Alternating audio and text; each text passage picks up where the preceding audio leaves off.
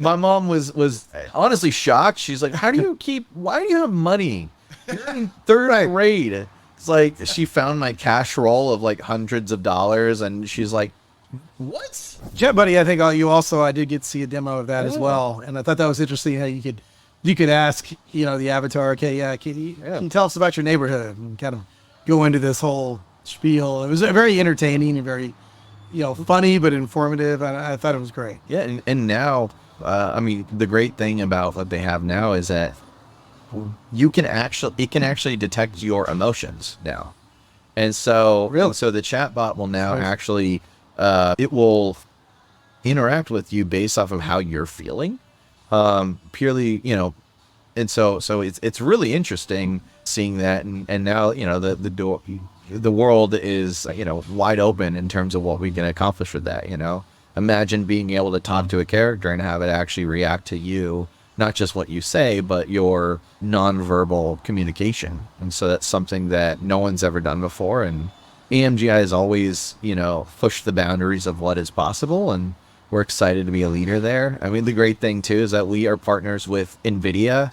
And so they're part of this drive to make this technology accessible to, the average person. And so it's very exciting what's being developed with our partners. It is. It sounds extremely cutting edge. The fact that you have this avatar, this chat buddy who's going to, like you said, not only respond to what you're saying verbally, but then respond to that nonverbal communication. Because we know in human communication how important that is, right? And emotions and all that. So that's really amazing stuff. And look forward to seeing how all that progresses. For AMGI. Great. Yeah, exactly.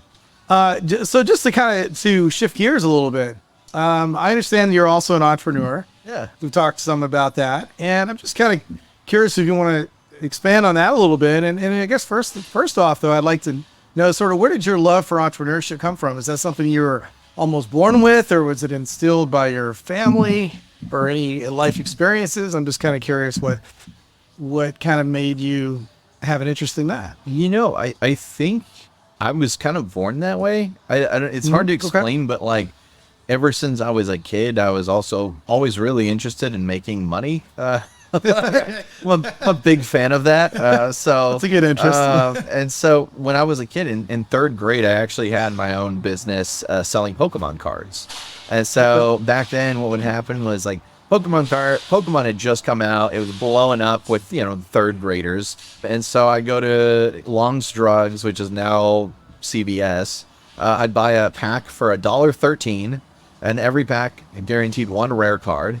I would take that rare, go sell it for $20 to somebody, and then take that $20, buy $20 worth of $1.13 Pokemon card packs, sell those rares for $20. And so eventually I nice. Grew quite a bit of money for a third grader. It's like that's impressive. I bet your parents were impressed.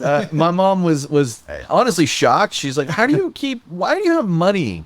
You're in third grade. It's like she found my cash roll of like hundreds of dollars and she's like, what? Were you right? Like, we're not giving that for an allowance. Yeah, we're getting that money. Yeah, what bank did you rob? Like it was really kind of funny, having that kind of entrepreneurial spirit as a kid. And then, of course, Yu-Gi-Oh came out, and I was like, okay, this is going to be the next big thing. And I didn't do enough market research on that crowd, and so I bought in a bunch of Yu-Gi-Oh cards, and then I couldn't sell it. And so I was stuck with these Yu-Gi-Oh cards no one wanted. I was like, I should have stuck with Pokemon. But it was kind of a interesting way of getting into entrepreneurship.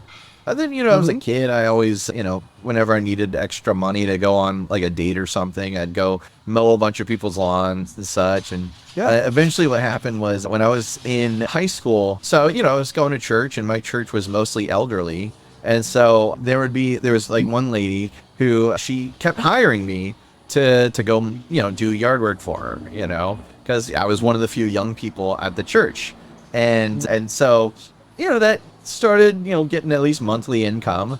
And then what ended up happening was she started bragging about how good of a job I did. So all the other elderly ladies at the church started hiring me to do their yard work. And so like every weekend I was doing yard work for people.